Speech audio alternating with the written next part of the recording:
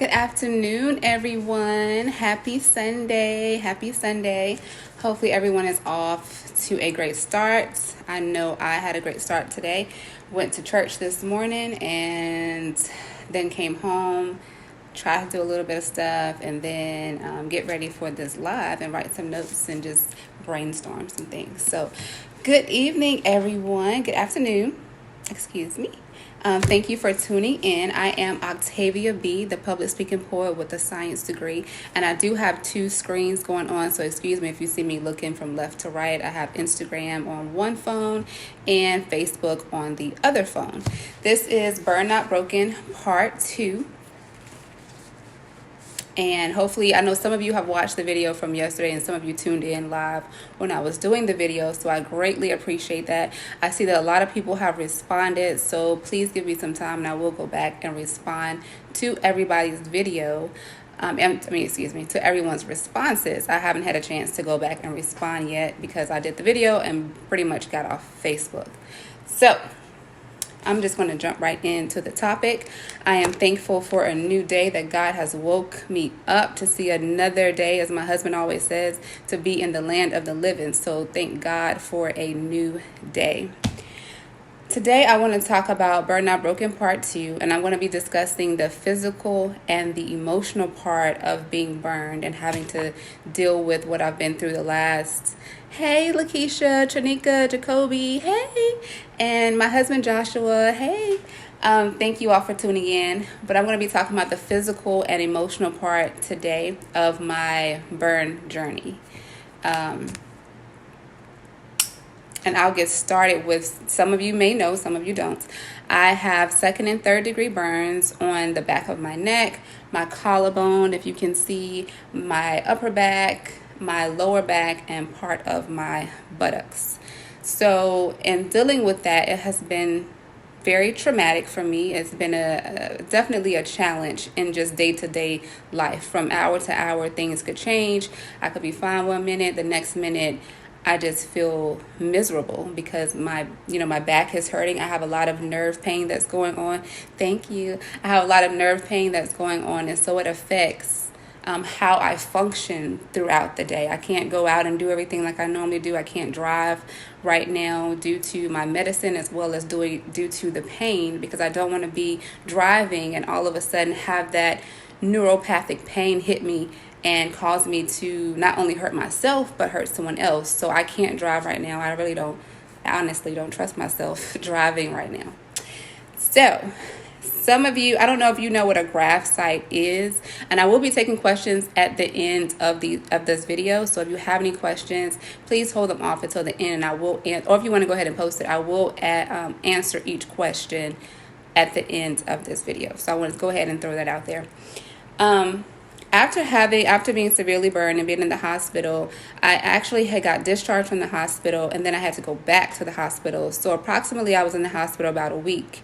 But I had to go back to the hospital after my follow-up visit because for my follow-up. On that Thursday, I went to the burn center, and they checked my back and everything, was looking over everything. And one of the areas basically wasn't healing properly. So they ended up doing a skin graft. And if you don't know what a skin graft is, pretty much when they use a part of your body and they take skin from that area and place it on that infected area in order for your body to heal. And let me just go ahead and say that was not a fun experience. And it was also I don't know if anybody knows how a snake skin peels. This is the closest that I can even compare it to, so I'll just say a snake skin. When a snake sheds its skin, it basically looks like scales.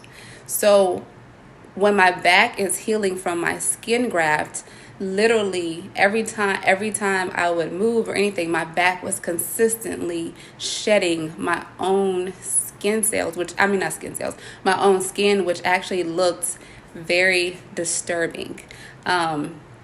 Some of my friends have seen it. My husband definitely has seen it. He has several videos of it. And it was just a really tough process because I would always feel like something was crawling on me, but actually my skin was peeling its own self, because it had to heal from within. In order for it to heal, it had to take that, shed that dead skin. And if you can see some of it here, I had the skin that they put on my back. Basically, they had to staple it to me.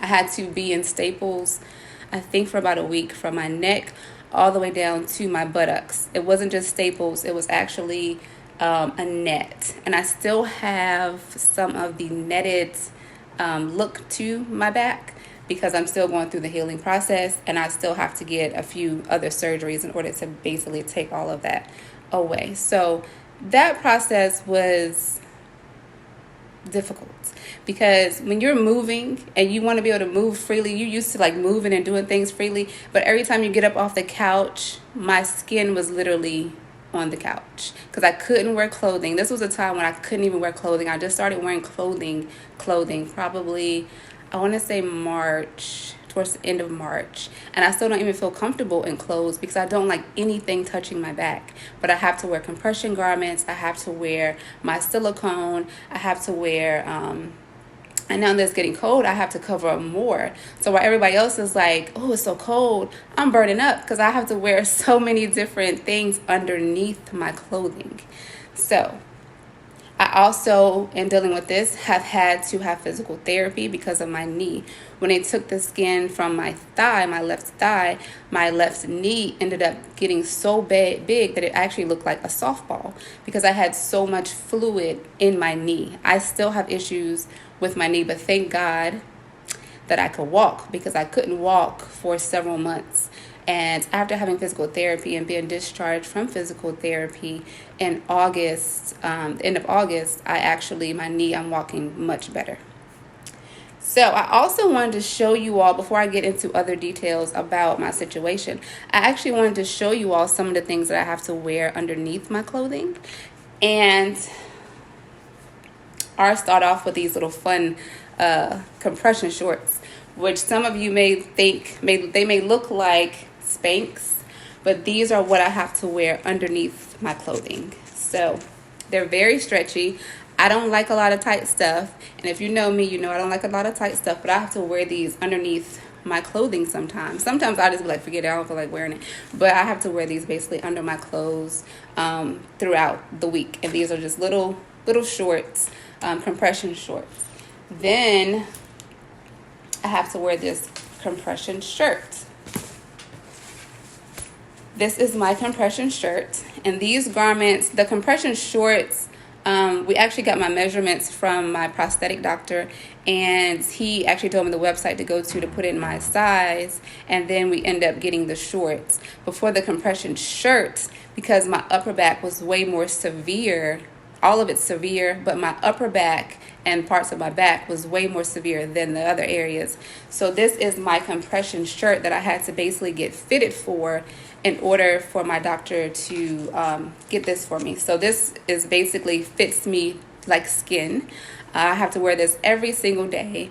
I do have to wear it 24 hours a day, but sometimes I just take it off to give myself a breather, because I also can get blisters from wearing this, because I also have to wear the silicone underneath, which is this little fun thing. And if you can see, it's not thin, so I have to wear this basically under my compression shirt, underneath my clothes and my bra and t-shirts and shirts and everything else. I have to wear all of these garments. So it's not fun, but it's part of the healing process.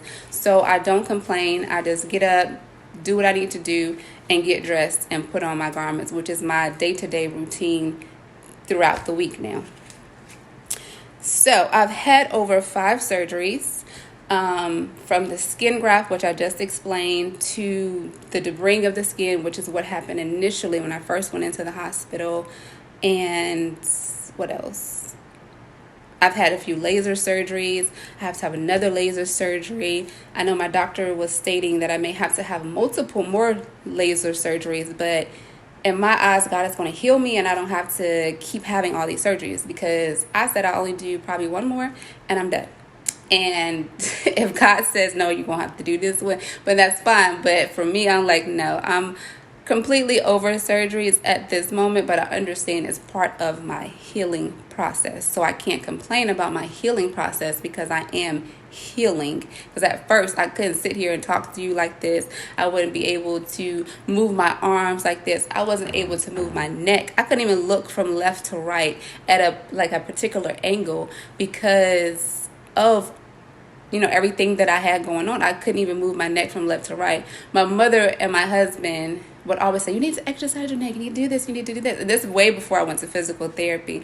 My mother and my husband pretty much helped me as well because my mother came and stayed here for weeks. My husband and my mom have been awesome. My husband has still been consistently helping me and doing everything that I need him to do in days when I just don't even feel like moving or getting out the bed. He comes in and he massages these areas. And you probably thinking, what massage? But yes, when you massage an area that has had nerve damage, you basically wake that area back up. Because when I got out of the hospital and when I've been going to the doctor and things like that, they said I would never be able to feel in those areas again. But thankful to God, I can feel in those areas, and my back is getting better, but I still have that neuropathic pain. So my husband still massages that area for me at least 2 to 3 times a day based on our schedules. And I try to do it myself, but it's not as easy. And at first, like I stated, I could not raise my arms. Like I couldn't do this. I couldn't even get in the posture to praise God. I couldn't even do that. I would just be like, Lord, please just heal me, because I want to be able to just lift my arms to him and just tell him how grateful I am. But I couldn't even do that. It took me a while to be able to raise this left arm because everything was so constricted and so stiff. So I'm just happy that I can raise both of my arms now, and it's not as, this side is discomforting, but I'm thankful that I can do it. I still have to take, medicine and things like that for my nerve pain, for the pain itself. I do swell up a lot within my neck area and my back. I do consistently have swelling. Hello, everyone. Again, I don't want to be like I'm ignoring anybody. So hello, everybody. Thank you for joining me this afternoon talking about Burn Not Broken Part 2. But I do have to take a lot of medicine. Not now. I just take a few pills a day, thank God.